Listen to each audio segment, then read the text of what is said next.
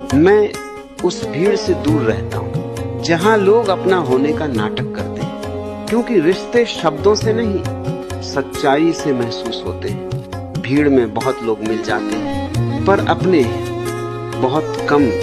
और जहाँ प्यार दिखावा बन जाए वहाँ अकेलापन ही बेहतर लगता है। मैं अकेला रहना चुनता हूँ, पर झूठी मुस्कानों के बीच नहीं, क्योंकि शांति सच्चे लोगों के साथ होती है, नकली अपनों के